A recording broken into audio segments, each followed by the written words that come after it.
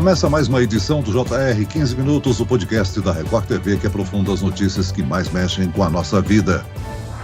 O pugilista brasileiro Éder Joffre morreu no último domingo, aos 86 anos. Ele estava internado desde março deste ano devido a uma pneumonia. O ex-atleta, também conhecido como Galo de Ouro, nasceu em 26 de março de 1936 e foi considerado um dos maiores nomes do boxe brasileiro. Na carreira, teve 72 vitórias e apenas 2 derrotas. No 15 Minutos de hoje, vamos relembrar a trajetória de Éder Joffre, com o jornalista e especialista em boxe, comentarista dos canais esportivos da Disney, Eduardo Orrata. Bem-vindo ao nosso podcast, Eduardo. Oi, Celso. Oi, Luiz. É um grande prazer estar aqui, embora seja em um momento bastante triste, mas nunca é demais celebrar a carreira dessa grande lenda do boxe que é o Éder. Quem nos acompanha nessa entrevista é o repórter da Record TV, Luiz Carlos Azenha. Azenha, como é que foi o agravamento da doença que levou à morte de Éder Joffre? Olá, Celso. Oi, Eduardo. Obrigado pelo convite. Bom, o Éder Joffre, Celso, ficou internado por 7 meses após pegar uma pneumonia. Foi tratada, mas ele perdeu muito peso e não se recuperou fisicamente. De acordo com o que a família postou em uma rede social do ex-atleta, o Éder sofreu sepse e insuficiência renal aguda. O campeão nas categorias peso pena e peso galo morreu na madrugada do último domingo em Embu das Artes. O corpo foi velado na Assembleia Legislativa de São Paulo e cremado às 6 horas da tarde de ontem em Santos,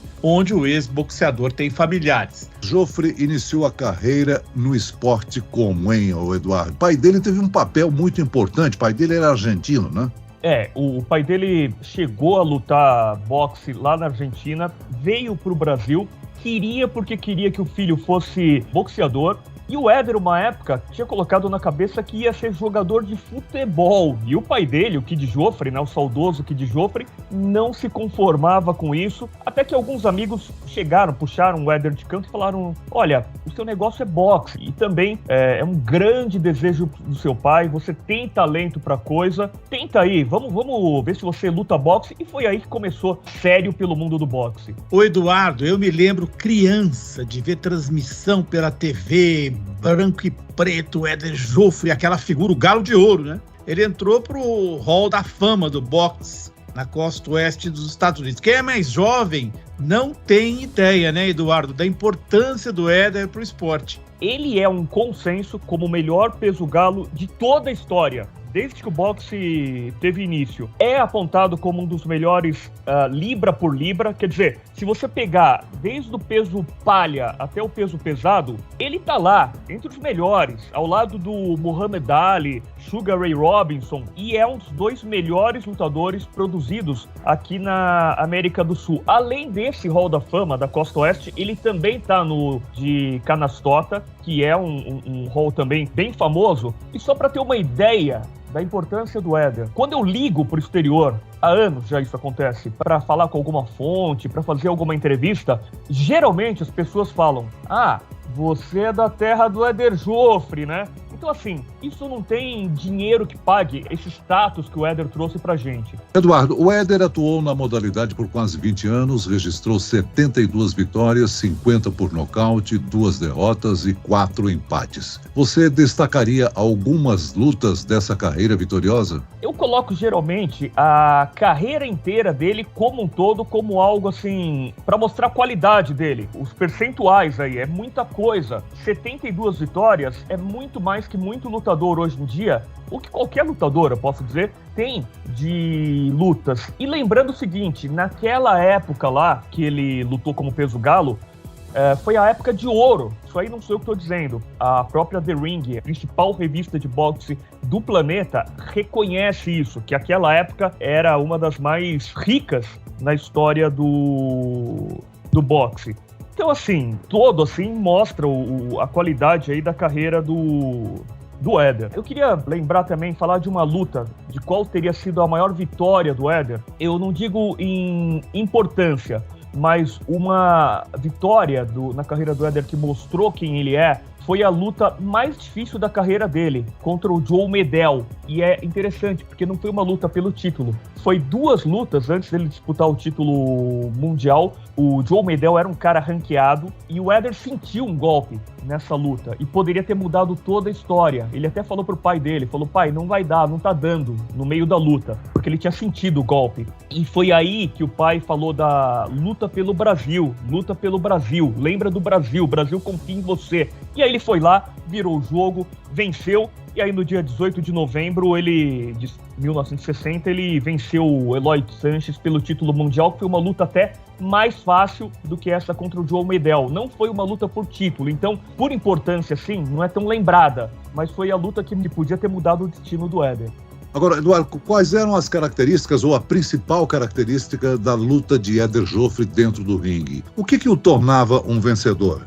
O caso é que ele era completo.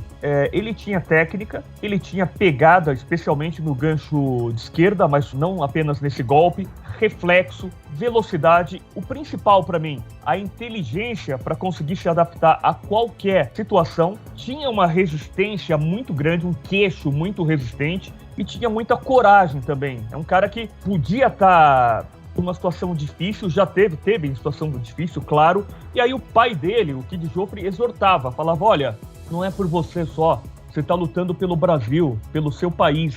E ele ia lá, se recuperava e conseguia virar o jogo. Ô Eduardo, você acha que hoje o Éder ele é mais reverenciado no exterior do que no próprio país? Aí eu queria, para esclarecer nosso ouvinte, que você definisse o que é um peso galo e falasse um pouco desse gancho. Eu me lembro que o gancho do Éder era famoso. É a isso que você atribui essas 50 vitórias dele por nocaute, o que é uma enormidade? O gancho também, mas eu acho que a principal característica do Éder era a combinação da força, da pegada dele com a técnica.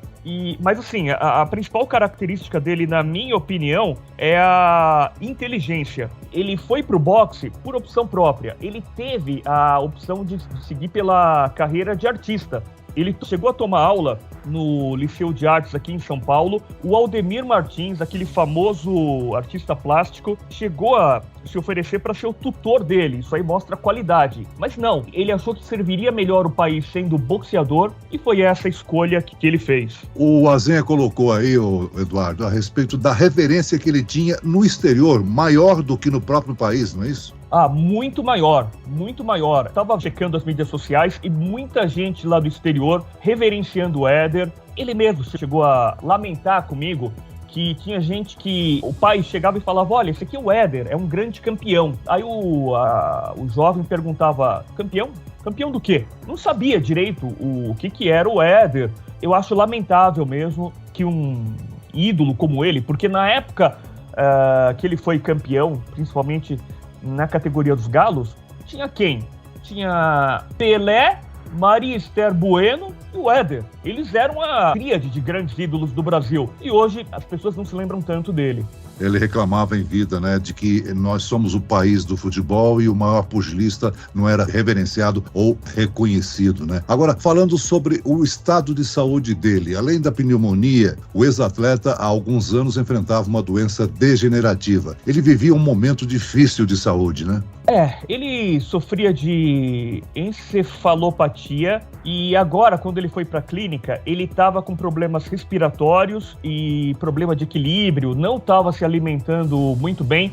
E eu vou dizer uma coisa, até muito pouco tempo atrás, eu costumo dizer que o Éder não tinha envelhecido. Aos 50 anos de idade, ele parecia que tinha estacionado lá. Ele era uma fortaleza, o braço dele era forte, era braço de pugilista mesmo, não tinha sinal de envelhecimento. O que aconteceu? Há alguns anos morreu a mulher dele, né, a Cidinha, e desde essa época ele começou a sentir a saúde e ele envelheceu muito rapidamente durante esse período, justamente por conta da falta que ele sentia da esposa, da Cidinha, que ele amava demais, né? O Eduardo, o Pelé lamentou nas redes sociais, né, a morte do Éder Joffre, né, e outros pugilistas fizeram homenagens. Você acha que é possível que o Éder fique um pouco mais conhecido agora pelos jovens? Ou você acha que o boxe perdeu a atração que tinha sobre as pessoas nos anos 60, 70, 80, naquela época de ouro do boxe? Azenha, recentemente o Éder teve um momento muito legal, assim, porque fizeram um filme sobre a carreira dele. Ele teve esse reencontro do Pelé, que foi promovido pelo Pelé, um cara muito generoso mesmo. Em 2019, o Éder voltou a participar dos eventos anuais do Conselho Mundial de Boxe, onde ele foi ovacionado por todos os campeões que estavam lá. Recentemente, agora, nesse final de semana, aconteceu um torneio de boxe amador internacional do Conselho Mundial de Boxe lá em Florianópolis, e o torneio foi em homenagem ao Éder Joffre, tanto que o cinturão que os lutadores receberam tinha foto do Éder Joffre, uma iniciativa lá do Conselho Mundial de Boxe, que é a entidade mais importante do boxe mundial. A AMB, entidade também pela qual o Éder foi campeão, ia entregar o cinturão de supercampeão, que acabou não dando tempo. Assim, internacionalmente, o Éder ainda é muito, muito relembrado. Primeiro eu queria que você esclarecesse para o nosso ouvinte o que é o peso galo, né? E você acha que depois que o Éder deixou de ser o campeão mundial, essa categoria perdeu um pouco da importância que teve nessa época, especialmente aqui no Brasil, quando ele se tornou campeão? Eu lembro que foi uma comoção gigante, né, aqui no Brasil. Ele foi um fora de série, ele é o melhor galo do mundo. Então é difícil você comparar. Tiveram vários bons campeões dos galos depois do Éder, mas nenhum igual. E eu não tô falando de Brasil, eu tô falando no mundo todo. Então quem vem fica pressionado. É difícil ter um cara tão bom como ele. A categoria é mais ou menos aí, é um pouco abaixo dos 54 quilos.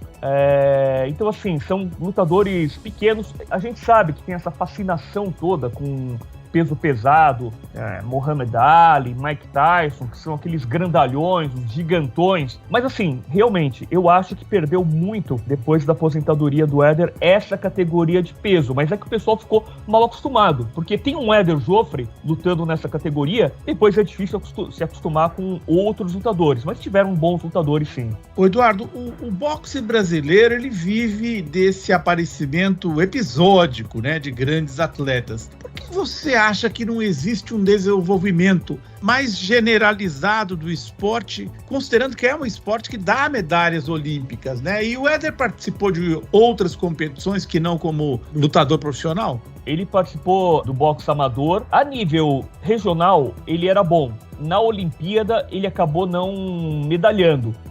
Mas o fato é que o boxe amador é muito diferente do boxe profissional. Teve o surgimento do Popó, que foi um fenômeno também, porque assim, o aparecimento dele, porque tem que ter muito talento para você se impressionar do jeito que ele fez, sem tanto apoio, né? O boxe amador agora tem alguns brasileiros medalhistas olímpicos, inclusive campeões olímpicos, mas também é favorecido, no bom sentido, pelo fato de ter aquele dinheiro da loteria, da Lei Piva, que vai pro COB, e aí usam esse dinheiro público para desenvolver a carreira dos lutadores amadores. E no profissionalismo tem alguns lutadores ranqueados. A gente espera que eles consigam chegar ao título mundial, né? O Eduardo, você ressaltou por 2 vezes aí, né? O pai argentino pedindo pro Éder lutar pelo Brasil, né? Qual o maior legado que Éder Joffre, o Galo de Ouro, deixa para o país? O Éder é o embaixador do Brasil,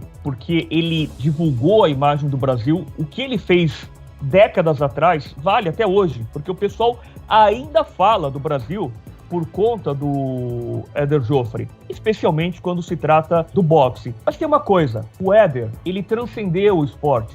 Tem alguns atletas que brilham durante uma época, quando se aposentam, somem. Só que o Éder, se você for lembrar bem, ele é como um amigo nosso, porque ele participava de programas femininos da tarde, de todo tipo de programa, foi vereador e as portas sempre estavam abertas para as pessoas irem lá conversar com o Éder. Eu sei porque antes de ser jornalista, eu frequentava o gabinete do Éder para conversar com ele. Então assim, ele é gente como a gente. Ele não é um cara que tá lá no pedestal. Tem muito atleta hoje que o cara tá no pedestal e todo mundo tá embaixo. Não, o Éder fazia questão de puxar você para onde ele tava. Então assim, para mim, é isso. É o Éder ser gente como a gente, ser um amigo. A gente sente que ele era um companheiro nosso. O 15 Minutos de hoje termina aqui. Eu quero agradecer a participação e as informações do jornalista e comentarista de boxe, Eduardo Orrata. Muito obrigado, Eduardo, pela participação aqui no nosso podcast. Eu que agradeço pela oportunidade. Celso, Luiz, grande abraço para vocês. E agradeço também a presença do repórter da Record TV, Luiz Carlos Azenha. Azenha. Obrigado, Celso. Muito feliz de participar desse podcast, relembrando de um ídolo da minha juventude, infância, aliás. Esse podcast contou com a produção de David Bezerra e dos estagiários Lucas Brito e Kátia Brazão. A sonoplastia de Wendel Montalvão. Coordenação de conteúdo, Edvaldo Nunes e Deni Almeida. A direção editorial, Tiago Contreira. Vice-presidente de jornalismo, Antônio Guerreiro. E eu, Celso Freitas, te aguardo no próximo episódio. Até amanhã.